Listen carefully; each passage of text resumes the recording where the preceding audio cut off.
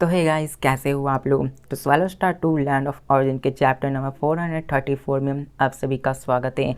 तो चलो शुरू करते हैं। तो ये एपिसोड मज़ेदार होने वाली है क्योंकि इस एपिसोड में हमें लू फेंग की बढ़ी हुई पावर और साथ में पास्ट के कुछ कैरेक्टर्स के बारे में भी बताया जाएगा, उनको इंट्रोड्यूस किया जाएगा। तो चलो शुरू करते हैं। तो जैसा कि अभी तक हमने पिछले एपिसोड में देखा कि कैसे लू फेंग ने फाइनली एबिस ऑफ डिस्ट्रक्शंस को कंट्रोल कर लिया था, बस उस केओस डिस्ट्रक्शन प्रॉब्लम को ही, जिसकी वजह से लू फेंग को थोड़ी मोड़ी पावर्स मिल जाती है। जिसके साथ लू फेंग यहाँ पे कहता कि प्रीवियसली जब मैं लैंड ऑफ वेव्स को लॉर्ड मोमेंट के साथ एक्सप्लोर कर रहा था तो मुझे वहाँ पे वेव्स मिली होती है, लेकिन अब मुझे एबिस ऑफ डिस्ट्रक्शंस के पर्सपेक्टिव से स्पेस को दिखाया जा रहा है। मतलब लू फेंग जब लॉर्ड मोमेंट के साथ था तो वहाँ पे लू फेंग को पूरी की पूरी हिनवन लैंड, पूरी की पूरी इन्फिनाइट हिनवन स्पेस वो वेव्स की तरह दिखाई दी थी, लेकिन यहाँ पर लू फेंग को एक अलग ही तरीके से दिखाई देती है। लू फेंग को स्पेस के रूप में और इवॉल्व तरीके के रूप में वो दिखाया जाता है। फिर से वही बताया जाता है कि कैसे एबिस ऑफ डिस्ट्रक्शन,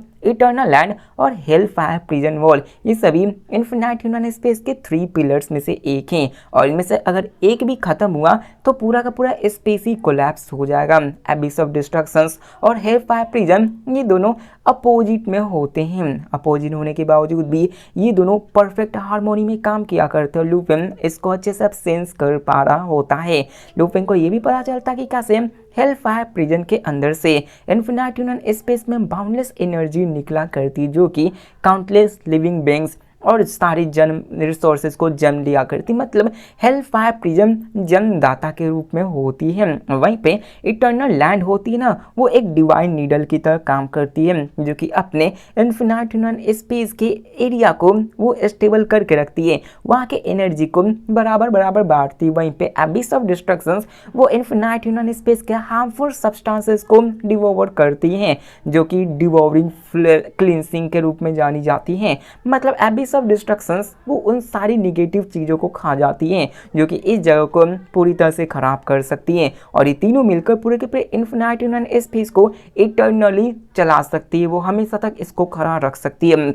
जिसके साथ लू फेंग कहता है कि मैं ये सेंस कर पा रहा हूँ कि एबिस ऑफ डिस्ट्रक्शंस का प्राइमरी ड्यूटी है कि वो नेगेटिव स्पिरिचुअल एनर्जी को एब्जॉर्ब करें और खुद में डिस्ट्रक्शंस में तब्दील हो जाए। लू फेंग उसको सेंस कर पा रहा होता है कि ये क्या क्या है, और वो एबिस ऑफ डिस्ट्रक्शंस के एक्यूमुलेट किए हुए पावर्स को भी सेंस कर पाता कि अभी तक एबिस ऑफ डिस्ट्रक्शंस कितनी पावर्स को अपने अंदर जमा कर रखा है। उसी के साथ लू फेंग कहता है कि असल में एबिस ऑफ डिस्ट्रक्शंस इन सारी चीज़ों को स्टेबलाइज करती हैं, तो एबिस ऑफ डिस्ट्रक्शंस इन सारे एस्टेबलाइज एनर्जी को बाहर भी निकाल सकती है, जिससे कि सारे बंदे मारे जा सकते हैं। मतलब ये वही बात हो गई कि एक जगह इतनी एनर्जी बैठ गई कि वो ओवरलोड हो गई और वो एक्सप्लोड भी हो सकती है। अगर यहाँ पर ऐसा इस जगह पे हुआ, एबिस ऑफ डिस्ट्रक्शंस में ऐसे कुछ हुआ, तो यहाँ पर होगा क्या कि उससे एक बहुत बड़ा धमाका होगा और एक बहुत बड़ा कैटाक्लिज्म वो स्टार्ट हो जाएगा। मतलब कि वो एक ट्रिगर चेन रिएक्शन स्टार्ट हो जाएगा, जिससे कि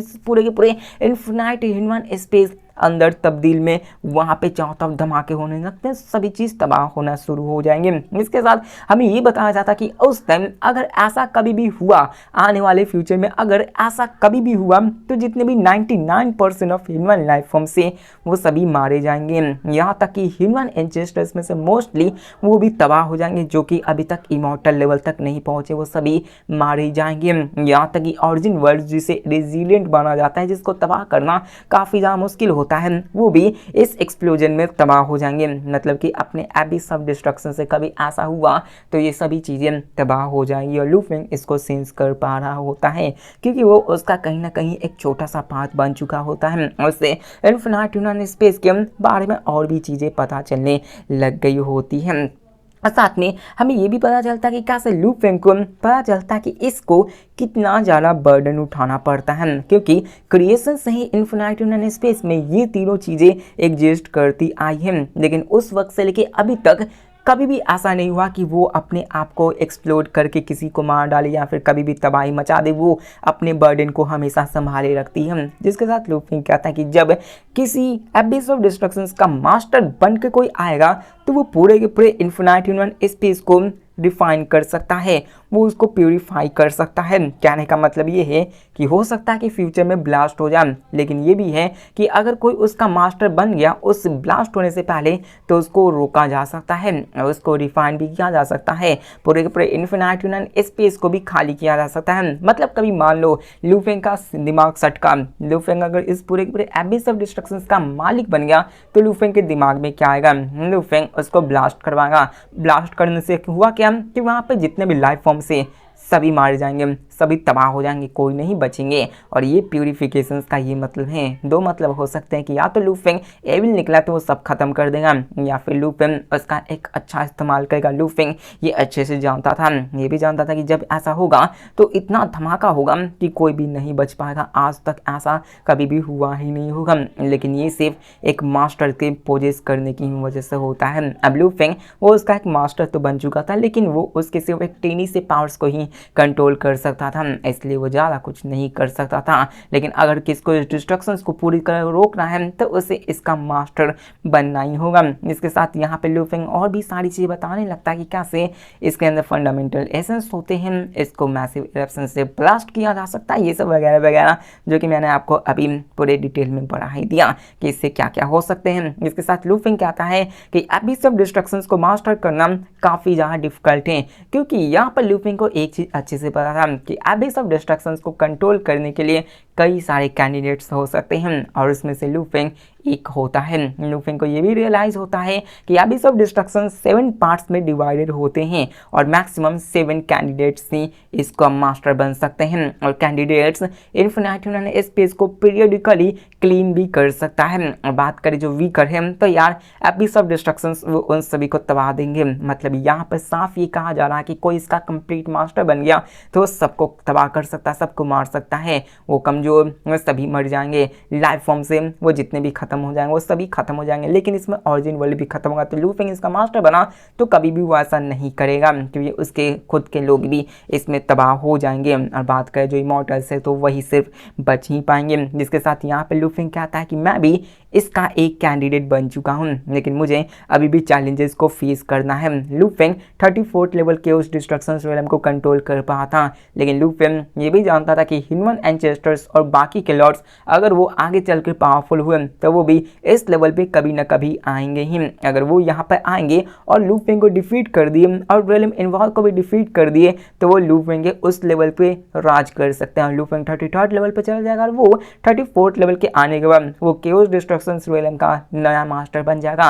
ऐसा नहीं है कि लू फेंग यहाँ का परमानेंट मास्टर बना है, जब तक लू फेंग यहाँ पे क्लेम करके रखता है तब तक लू फेंग मास्टर बना रहेगा, और जब तक लू फेंग को कोई हरा नहीं देता तब तक लू फेंग को कोई हटा नहीं सकता है। लेकिन लू फेंग ये भी कहता है कि यार मैंने सबसे पहले इसको सीज किया है और यहाँ पर मुझे और रेलम इनवॉइस को साथ में हरा पाना ये लगभग नामुमकिन जैसा होता है। मतलब अभी के फिलहाल में लू फेंग को कौन ही हरा पाएगा, एक लौते सिंगल में तो हरा नहीं पाएगा, और यहाँ पर लू फेंग और रेलम इनवॉइस के साथ रहते हुए कौन ही हरा पाएगा। लू फेंग ये बात अभी अच्छे से जानता है। जब लू फेंग के पास वेपन्स आ चुके थे तो लू फेंग रेलम इनवॉइस के इंटरफेरेंस को भी आराम से ओवरकम कर पाया था, और लू फेंग ने डिस्ट्रक्शंस रेलम केवल डिस्ट्रक्शंस रेलम को मास्टर करने के बाद ही वो रेलम इनवॉइस को सरपास कर पाया होता है। और जो लू फेंग के बाद आएंगे वो यार लू फेंग को कभी भी हरा ही नहीं पाएंगे जब तक कि वो लू फेंग से ज़्यादा पावरफुल ना होंगे, और दोनों को एक साथ हरा पाना ये काफ़ी ज़्यादा मुश्किल होता है। इसके साथ लू फेंग सोचते हुए कहता है कि ये पीटी है कि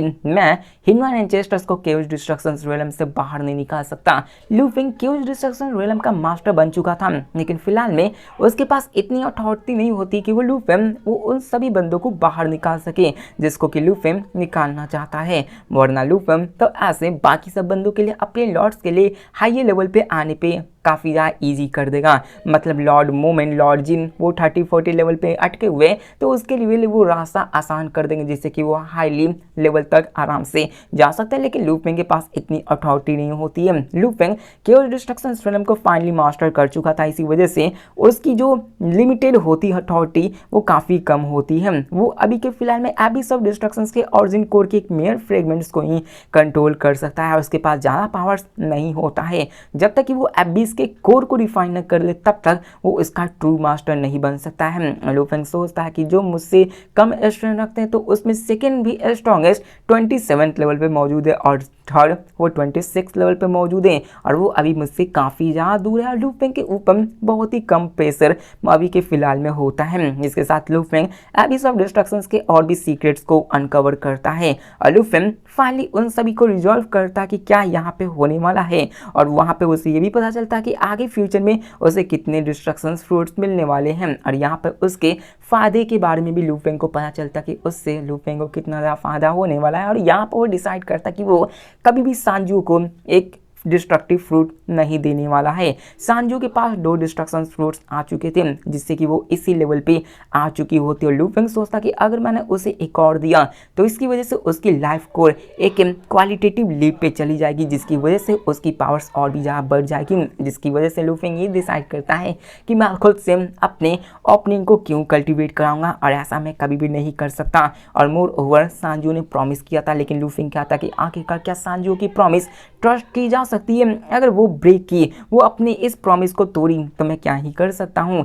हिनमांचेस्टर्स वो अपने रास्ते में कई बार प्रॉमिसेस को तोड़ चुके हैं, वो हमेशा इन प्रॉमिसेस को तोड़ते हुए आए हैं। एक बार तो युवान सांजू और बिंग फेंग हिनमांचेस्टर वो साथ में रहकर लड़ा करते थे, वो काफ़ी क्लोज भी होते। लेकिन आगे चलकर आज स्पीक फैक्शंस ने तो दोनों वॉर के दौरान मतलब इनेट ह्यूमन लाइफ फॉर्म्स और प्रैक्टिशनर फैक्शंस के वॉर के दौरान बीच में अपने फल का निर्वहन करने की कोशिश की थी, वो भी फ़ायदा उठाने की कोशिश किए होते हैं। वो भी उन 100 वर्ल्ड क्लस्टर्स को सीज कर लिए होते हैं जो कि वो दिखाती है कि कैसे वो हमसे प्रॉमिस नहीं रख सकते हैं। और यहाँ तक कि ये भी बताया जाता कि वो हिनमांचेस्टर जिसने कि 3 सॉवरेन विंड थंडर सी उन तीनों ने तो प्लांडरिंग भी की थी, स्लाउटर भी की थी, लेकिन बिंग फेंग हिनमांचेस्टर्स उसे मना नहीं किया था। उसे वो क्या दिया था कि तुम जाकर लूट सकते हो। और यहाँ पर उसने टेरिटरी को जब तक नहीं दिया तब तक 8 लॉर्ड्स उन सभी को धमकाए नहीं, उन सबको डराए नहीं, तभी जाके बिंग फेंग हिनमांचेस्टर्स अपने सारे टेरिटरीज को वापस लौटाते हैं। जो कि साफ दर्शाती है कि वो एक समय फ्रेंड्स भी थे, प्रॉमिस भी किए थे, लेकिन वो अक्सर इसको तोड़ दिए होते हैं। हर एक प्रॉमिस और फ्रेंडशिप ये समय के साथ ढीली पड़ जाती है, ये फेस मजाक बन जाती है और ऐसा कुछ नहीं हो सकता। अब लू फेंग खुद से बड़बड़ाते हुए कहता है कि यहाँ पे माउंटेन पे लीन हो तो माउंटेन टूट जाती है, एक पर्सन पे भरोसा करो तो पर्सन ही भाग जाता है। किसी को अगर विश्वास रखना है तो खुद के स्ट्रेंथ पे रखना होगा। इसके साथ हमें सीन चेंज कर एबिस ऑफ डिस्ट्रक्शंस के डीपेस्ट लेवल का सीन दिखाया जाता है जहाँ पे लू फेंग एक लैंड के पास जाता है जहाँ आपका लैंड पूरी तरह से नफरत की आग में दिख रहा होता है, उसी से बना हुआ होता है। उसी के ऊपर एक कल्टीवेशन स्केव अपीयर होता है और उसी के अंदर लू फेंग का क्लोन जाके बस जाता है। मतलब लू फेंग को अपना क्लोन यहाँ पे भी रखने वाला था और वो अपने क्लोन को इसलिए रख रहा था क्योंकि वो एबिस ऑफ डिस्ट्रक्शंस के पावर फ्लक्चुएशंस को चेंज करना चाहता था। जिसके साथ हमें सीन चेंज कर लॉर्ड जिंगमिंग को दिखाया जाता है जो कि यहाँ पर बैठकर अपनी नमरस क्लोन से नमरस टाइमलाइन को देख रहे होते हैं और वो पोटेंशियल फ्यूचर्स को ऑब्जर्व किए जा रहे होते हैं। हमें ये बताया जाता है कि कैसे फ्यूचर्स काउंटलेस पॉसिबिलिटीज को होल्ड करती हैं जिसकी वजह से इन नंबरेबल टाइमलाइंस का जन्म होता है। और ये सारे टाइमलाइंस अगर कभी भी कोलैप्स हो जाए तो इसका मतलब ये हुआ कि वो कभी भी नहीं बन सकते हैं और लॉर्ड जिंगमिंग यहीं पे ऐसा कर रहे थे। और ये भी बताया जाता है कि फ्यूचर टाइमलाइन अगर अचानक से कोलैप्स हो जाती है तो इसका मतलब ये हुआ कि वो कभी भी हो नहीं सकती, उसकी संभावना एकदम से खत्म हो जाएगी। और तभी वहाँ पे लॉर्ड जिंगमिंग खुद से कहते हैं कि आखिरकार ये कैसे हो सकता है, ये क्या हो रहा है। अब यहाँ पे उसके क्लोन्स अपने फ्यूचर टाइमलाइंस में मौजूद होते हैं जो कि वहाँ पे सब चीज़ों को देखे जा रहे होते हैं, लेकिन तभी उन्हें अचानक से बहुत ही अजीब सी चीज़ें दिखती है जिसको देखकर लॉर्ड जिंगमिंग शॉक होते हुए कहते हैं कि आखिरकार मैं फ्यूचर की टाइमलाइंस में लू फेंग का ट्रेस क्यों नहीं खोज पा रहा हूँ। मतलब लू फेंग को वो फ्यूचर टाइमलाइंस के अंदर देख ही नहीं पा रहे थे, उसको पहचान ही नहीं पा रहे थे। मतलब कह सकते हो कि वो उसके पता ही नहीं लगा पा रहे थे कि लू फेंग असल में है कहाँ। लू फेंग फ्यूचर टाइमलाइन से एकदम से गायब हो चुका होता है। प्रीवियस टाइमलाइंस में लू फेंग इस पूरे के पूरे टाइमलाइन के ऊपर एक मेजर इन्फ्लुएंस को बनाए हुए रखा था जिसके हिसाब से लॉर्ड जिंगमिंग बड़ी आसानी से फ्यूचर पॉसिबिलिटीज के अंदर भी लू फेंग का आराम से डिटेक्टर्स कर लेते थे कि वो यहाँ पर मौजूद है। लेकिन यहाँ पर लॉर्ड जिंगमिंग सोचते हुए कहते हैं कि इससे पहले सिर्फ हर्मिट की ट्रू बॉडी ही उसकी नजरों से छिपा हुआ रह सकता था, लेकिन अब लू फेंग की बॉडी भी उनके आंखों से सामने से छुपा रह सकता है। इसका मतलब ये हुआ कि लू फेंग को कोई ऐसी प्रेजेंस मिल चुकी है जो कि उसके प्रेजेंस को छिपा रही है, मतलब कोई ऐसी स्पेशल फोर्स मौजूद है जो कि लू फेंग के प्रेजेंस को छुपा रही है, जिसकी वजह से वो लॉर्ड जिंगमिंग उसके प्रेजेंस को काउंटलेस फ्यूचर पॉसिबिलिटीज के अंदर नहीं देख पा रहे हैं। और यहाँ पर पहले हर्मिट की ट्रू बॉडी भी वो कंप्लीटली हिडन थी, अब लू फेंग की बॉडी भी छिप चुकी है, जिसको देखकर लॉर्ड जिंगमिंग ये अंदाजा लगाते हैं कि लू फेंग वो एबिस ऑफ डिस्ट्रक्शन के डीपेस्ट हिस्से में घूम रहा है। तो क्या उसे उसके अंदर कोई ऐसी पावर्स मिल चुकी है जिसको कि उसने मास्टर कर रखा है, क्योंकि जब तक कि उसे कोई स्पेशल फोर्स प्रोटेक्ट न करे वहां पर लॉर्ड जिंगमिंग उसको देख सकते हैं, और इसलिए यहाँ पर वो उसको नहीं देख पाते, जैसे कि वो समझ गए थे कि यहाँ पर कोई ना कोई स्पेशल फोर्स है जो कि लू फेंग को प्रोटेक्ट किए जा रही है, जिसके साथ वो कहते हैं कि हाँ ये हो सकता है क्योंकि हाईएस्ट टाइम मिस्टीरियस लैंड है, यहाँ की एक स्लाइट डिस्टर्बेंस भी मेरी पावर्स को रोक सकती है। मतलब ऑफ कोर्स सी बात है कि इतनी पावरफुल लैंड से तो अपने लॉर्ड जिंगमिंग के एबिलिटीज़ को तो ये रोक कर रखेगा, जिसके साथ लॉर्ड जिंगमिंग कहते हैं कि यहाँ पर कोई रीजन भी हो लेकिन लू फेंग स्ट्रॉन्गर बन चुका है, जिसके साथ हमें सीन चेंज कर लू फेंग को दिखाया जाता है, जिसने कि ऑलरेडी लैंड ऑफ ऑरिजिन के अंदर एबिस ऑफ डिस्ट्रक्शंस के सारे इंटेलिजेंस को रख दिया होता है कि यहाँ पर क्या क्या चीज़ें मौजूद हैं। Lord Yuan, Lord Jin, Lord Wulan, Lord Mingwang, Lord Naigul, Lord Jingmang और लॉर्ड मोहमेन, ये सभी उन इंटेलिजेंस को देखते हैं और उन सबको वहाँ पे पता चलता है कि कैसे एबिस ऑफ डिस्ट्रक्शंस को माउंटेन मास्टर करने के लिए 7 फोल्ड ट्रायल को पास करना जरूरी है, जो कि कुछ ज़्यादा ही डिफिकल्ट होता है। और ये भी पता चलता कि एबिस ऑफ डिस्ट्रक्शंस के अंदर 7 पोर्शंस ऑफ पावर्स मौजूद हैं। वहाँ पर सरफेस ट्रू वर्ड्स से कोर ट्रू वर्ड्स से और इनर मतलब क्या सकते हो कि अलग अलग लेवल्स के ट्रू वर्ड्स मौजूद हैं। सरफेस ट्रू वर्ड्स के अंदर केओस डिस्ट्रक्शंस रियलम आती हैं, जिसकी पावर्स की पोर्शंस को अपना लू फेंग कंट्रोल करने लगा है। वहीं पे इनर स्पिरिचुअल वर्ल्ड आती है जो कि सी ऑफ डिस्ट्रक्शन है, जिसके अंदर 2 पोर्शंस ऑफ पावर्स मौजूद है। लू फेंग एक पोर्शन पावर्स को कंट्रोल कर रहा है। वहीं पे इनर स्पिरिचुअल चीज के बारे में तो आपको पता चला, और इसी के बाद आती है कोर जो कि माउंटेन ऑफ डिस्ट्रक्शन है, जिसके अंदर 3 पोर्शन ऑफ पावर्स हैं। और लू फेंग ये भी बताता है कि कैसे अगर आप 6 ट्रायल को पास करते तो आपको एक और पोर्शन ऑफ पावर्स मिल सकती है, और वहां पर टोटल में 6 पोर्शन ऑफ पावर्स है जो कि अभी तक किसी ने क्लेम नहीं किए, लू फेंग ने क्लेम कर रखा है। और बाकी के जो उनके थ्रेशोल्ड है तो वो अननोन है कि आखिरकार कौन से पास करने पे आपको उनकी पोर्शन ऑफ पावर्स मिलेगी। लू फेंग उन सारे एक्सप्लोरेशंस को अदर लॉर्ड्स को दे चुका था, क्योंकि यहाँ पर लू फेंग चाहता था कि अगर कोई नेक्स्ट कैंडिडेट जन्म ले तो वहां पर वो लॉर्ड्स के ही अंदर से होना कि ह्यूमन इंचेस्टर्स के बीच में। अब जैसे ही 7 लॉर्ड्स उन सारे इंटेलिजेंस को देखते हैं, 7 लॉर्ड्स पूरी तरीके से हिल जाते हैं, क्योंकि उनके लिए भी ये काफ़ी ज़्यादा होती हैं। इसलिए 8 लॉर्ड लैंड ऑफ ऑरिजिन में एकदम से जमा हो जाते हैं। उसी के साथ वहाँ पे हमें लॉर्ड जिन को दिखाया जाता है, जो कि वहाँ पे कहते हैं कि सरफेस केओस डिस्ट्रक्शन रियलम को मास्टर करना बाकी सबसे रिलेटिवली ईजी है, लेकिन फिर भी हमें 34th level of chaos destruction realm को पास करना होगा, तभी हम उसको कंट्रोल कर सकते हैं। और मैं तो अभी तक 13 लेवल को ही ऑक्यूपाई कर रखा हूँ क्लियरली।